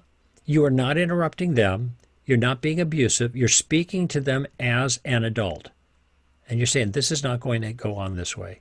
Yeah. And that's because the underlying principle for the Christian is we are in charge of our side of the conversation. Yep. And if we don't want to continue, we don't have to. We don't have to suffer any abuse. Okay? And if it's a group of people, by the way, sometimes you're overwhelmed by a group and they're jumping all over you. And this is where you can say, well, wait a minute. Whoa, whoa, whoa, whoa, whoa. Hey, this is a gang treatment here. How about this? I don't mind answering you guys, but I need to deal with one person at a time. Yeah. Will that work? Look at all the guys. If it doesn't work, then I'm not going to have this conversation. Right. It's okay? Okay. First you stop them. If that doesn't work, then you shame them. If that doesn't work, then you leave them. Yeah. Period. Jesus said, don't throw what's holy to dogs. If they're going to turn and tear you to pieces, it's time to get out. Exit stage left kind of thing. And just, okay, this isn't working. I'll let you have the last word. And let them say the last thing, and then you cut it off. I think that's hard for a lot of Christians, especially a lot of apologists, sort of like myself, because not necessarily pride or ego gets in the way, but the fact of just trying to give an argument on the side, you know, so as to be able to say, you know what, I don't have to say anything. You don't want to give me the time of day. I'm just going to zip my lip and walk away. Right. You're not going to, because like you said, we still need to have a grace season with salt. First Peter, again, God tells us that we need to give a reason with gentleness and reverence. Right.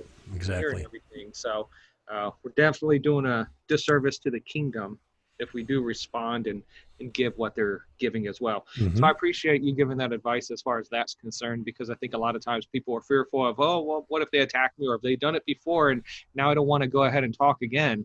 Well, if you employ some of these tactics, if, again, you have something put in your toolkit, you have the ability to know how to respond and just try them. Exactly. So I want to talk, we're nearing the end. I want to get on to Mormons and Jehovah's Witnesses. But before we do, it's my belief that some false religions are more cultish than others. Like, for instance, I totally believe that Scientology is definitely a cult. There are some religions out there that I don't necessarily would define as a cult, but just a false religion. Some are more satanically influenced than others. I believe Islam is a satanically influenced religion based upon the anti-Semitism that is found within. Could you define in your own words, what do you believe a cult is? What are the characteristics of a cult? And any examples? Well, I can give you something very general, and that is, this is a term actually that's not used very much. It's fallen out of favor just because it's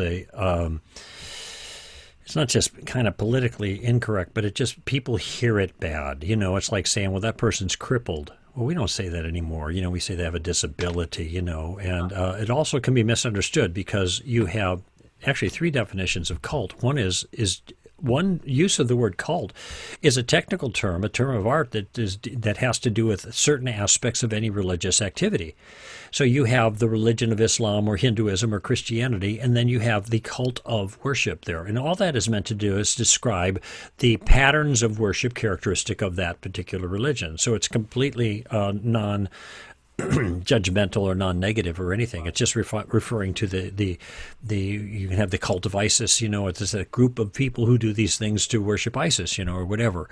Then we have what's considered a religious cult or a cult of Christianity, and that is any particular group that holds the name Christianity in some sense but denies some distinctive element of Christianity.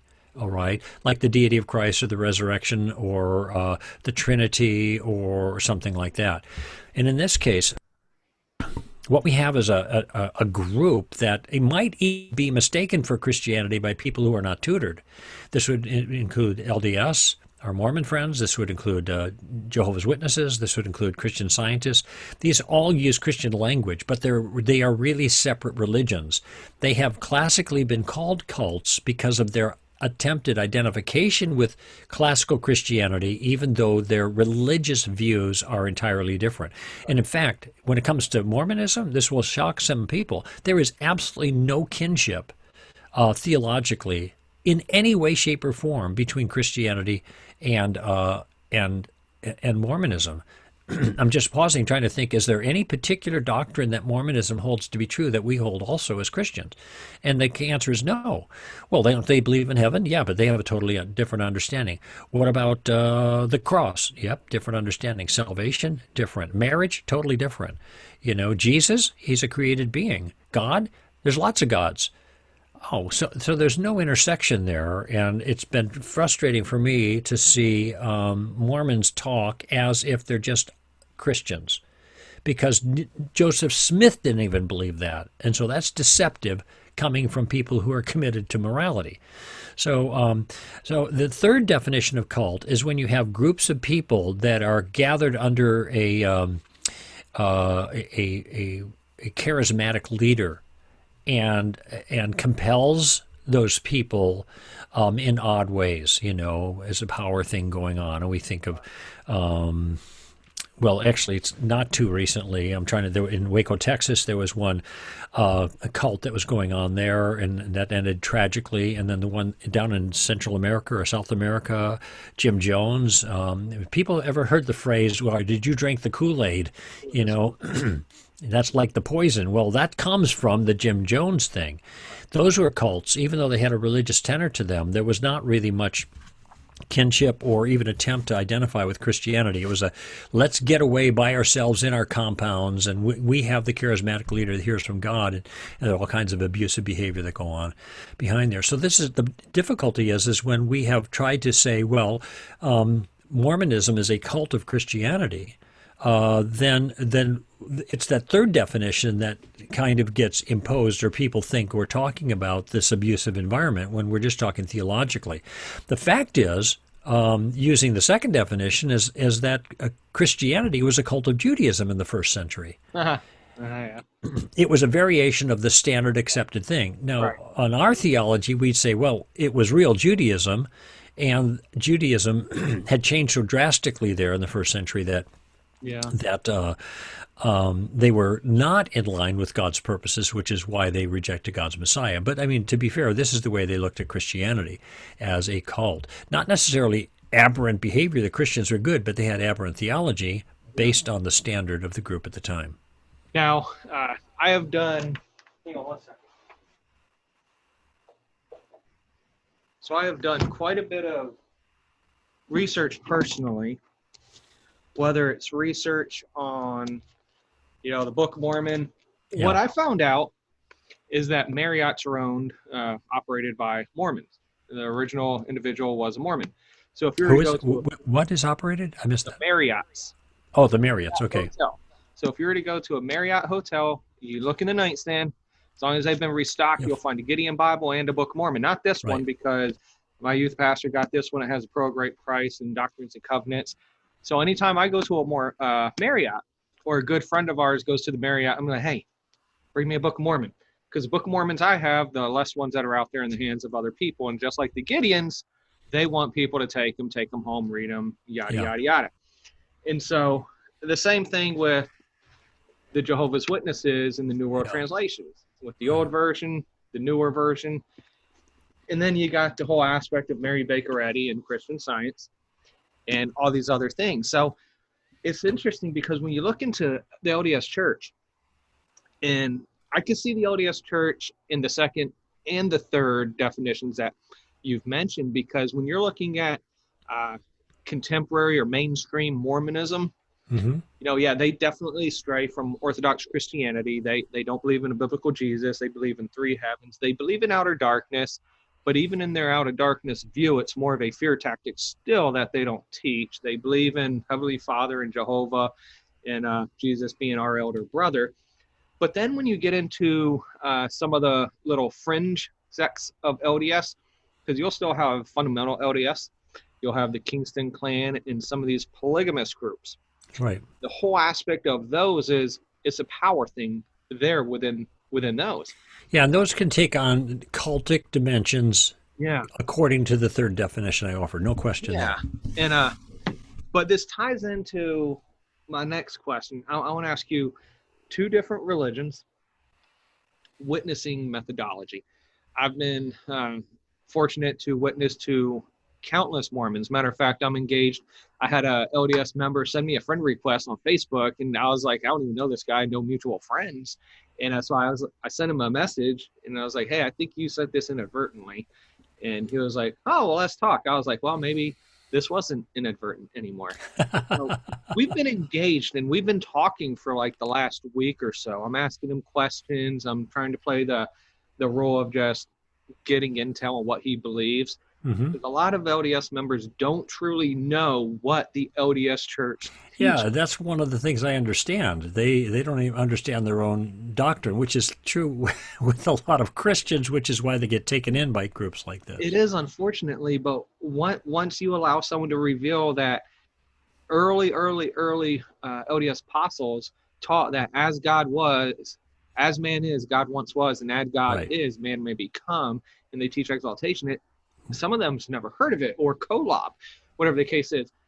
But when I'm witnessing to a Mormon or a Jehovah's Witness, I can try to point out all the contradictions between Scripture in the Book of Mormon or the Joseph Smith translation or the Book of Abraham's, whatever, or Joseph Smith himself, or I've asked one Mormon if he believed in just the aspect of their apostles and their prophets getting special revelation from God, and he did. So I was like, okay, what about by the way, a lot of Christians believe that too nowadays. They do. But so, I wanted to ask this guy in our midst as well. Wilford Woodruff, back in the late 1800s, who was a prophet, said that God has established polygamy to last until the return of Christ. Mm-hmm. 1 year later, the same individual wrote a manifesto rescinding that and said polygamy no more. Yeah. And so I asked the guy as far as the contradiction there as well, and he doesn't give me a clear answer. The whole point I'm trying to make is no matter how much I try to witness to these Mormons, and maybe it's putting stones in their shoes, it's never seemed to be fruitful per se.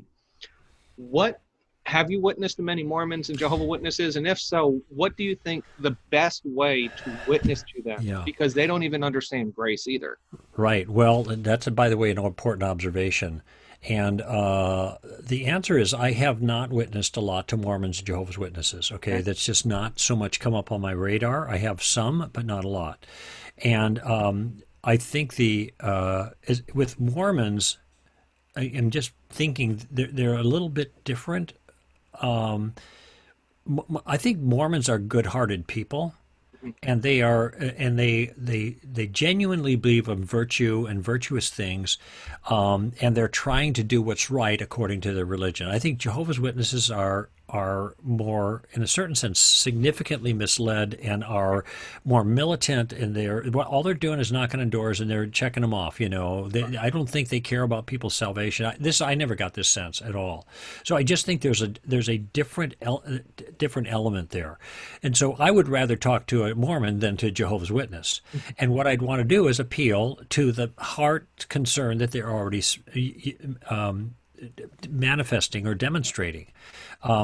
Now, Mormons, as you know, are very what's the right word? They have been prepared to expect anti-Mormon persecution. True. Okay. And all that means is you disagree with them. You could be treating them really nice, but they're going to. So what I think we have to be especially careful of when talking to a Mormon person is not coming on too strong. And I have in the past, I'm just saying.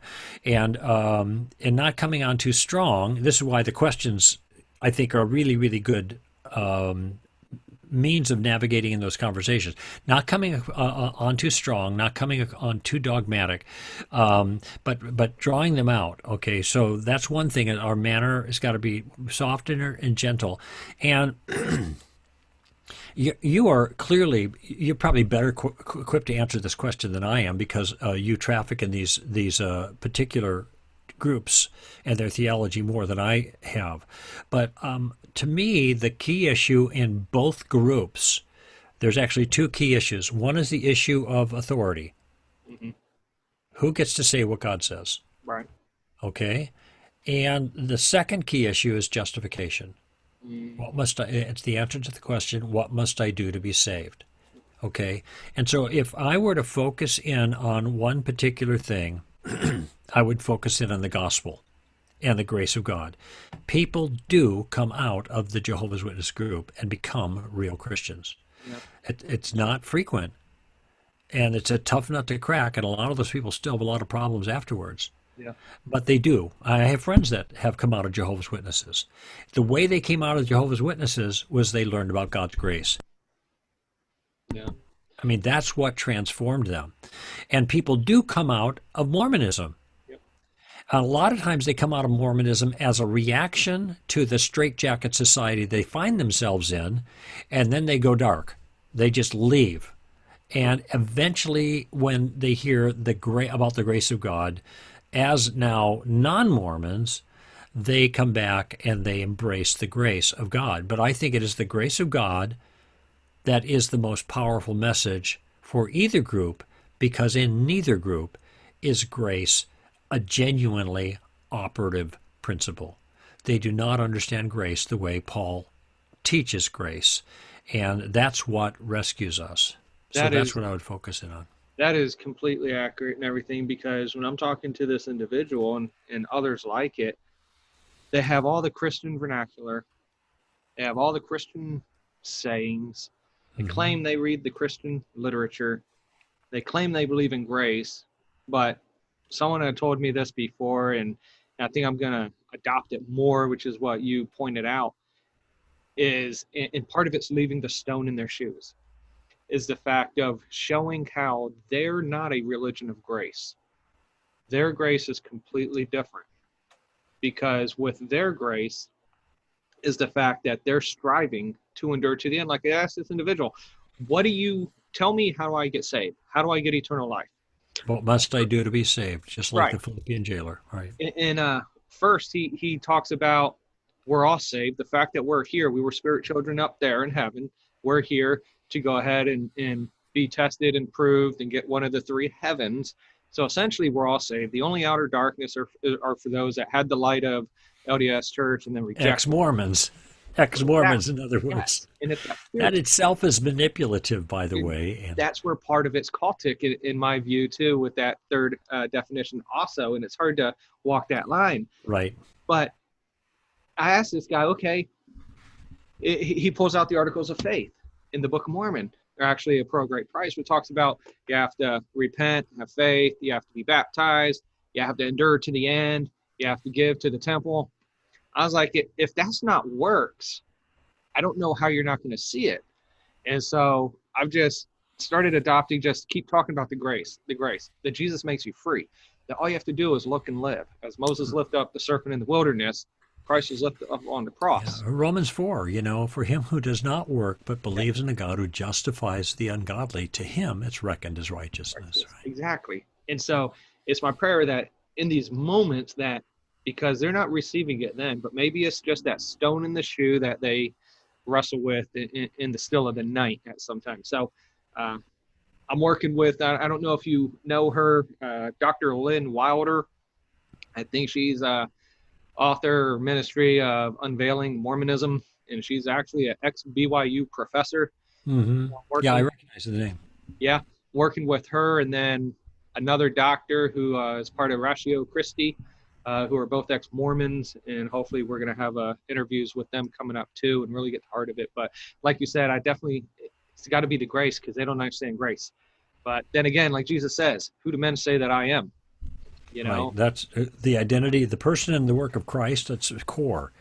Yes. Really, it is. So, but I have a feeling, if people get grace right and they trust in Christ, then the Holy Spirit is a way of kind of correcting some of those other problems. I believe so too. Yeah. So, because you can't. I'm afraid my camera's going to fail here in a moment. We're about done. But like you were saying, I don't think a 6-year-old child who got saved understands everything doctrinally. Right.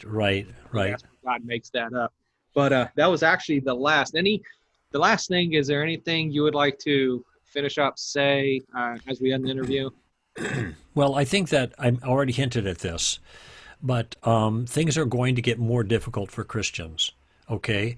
And it's important, I think, for Christians to stand up Now, that means some are going to have to be more vocal than others, or than they have been, that they're going to have to stop doing some things that they have been doing that compromise their own convictions about Christ. They have to live a more holy life, so that we're above reproach. People are going to find all kinds of things wrong with us, and not just our views, but our behaviors as well. Okay, and we just have to tighten our belts.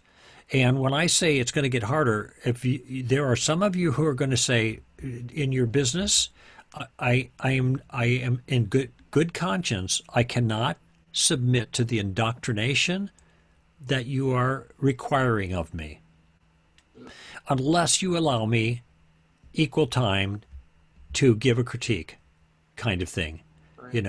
But there's a lot of political indoctrination going on, and there's things about that have to do with moral issues, and you talked about that, you and I privately, just in your own, your prior life kind of situation where you had to address some things and make some decisions, and Christians are going to have to do that. They cannot get away from that. They are not going to be able to do that. They're going to have a choice. Are they going to please the mob, or are they going to stand for Christ? And standing for Christ may cost them their livelihood. I'm just saying, it's already happening. This kind of thing is happening in this country right now, and it's really accelerated in the last 12 months. So I mentioned earlier, make your decision now, and I want to encourage people to do that. It hasn't cost me a lot to follow Christ. It hasn't, so I can't say, well, I'm doing the best I can with what I'm faced with. It might be that I'm faced with much more difficult things in the future. And by the grace of God, I'll stand tall. But I know all of us are going to be faced with more difficult choices in the future. And who are we going to side with? And silence isn't always an option. Sometimes silence is wisdom.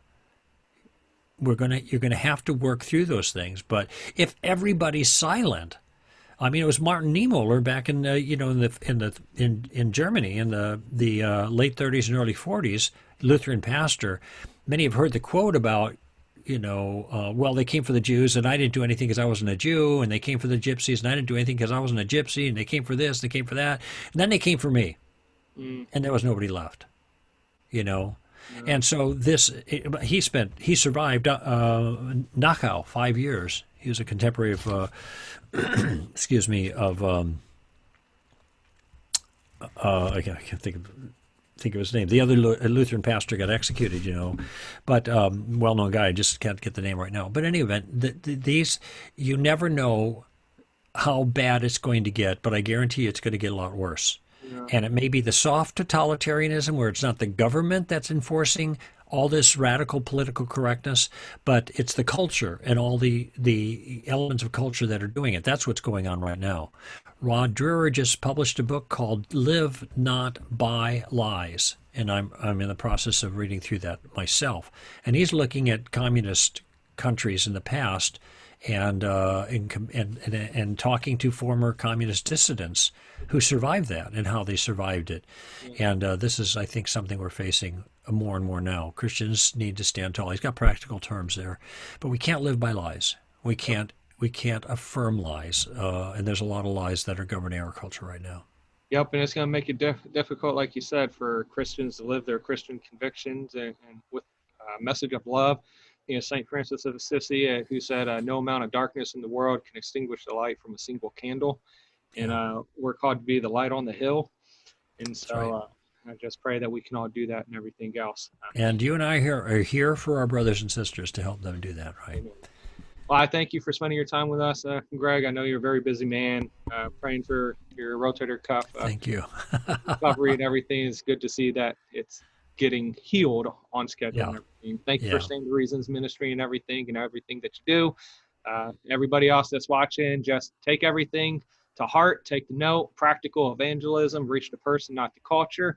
And if you got any questions or anything, I'm going to have Stand to Reason's Ministries link on the bottom. You can reach out to them, check out the articles, their apps, as far as the Tactics book. And what was the name of the other book you had? The Story of Reality. Story of Reality. And if you don't know, that Tactics book on Amazon is ranked as number 2 in evangelism and in the top 10 for Christian apologetics book. That is a fascinating read, so you gotta check it out. So thanks for checking out. Until next time, God bless.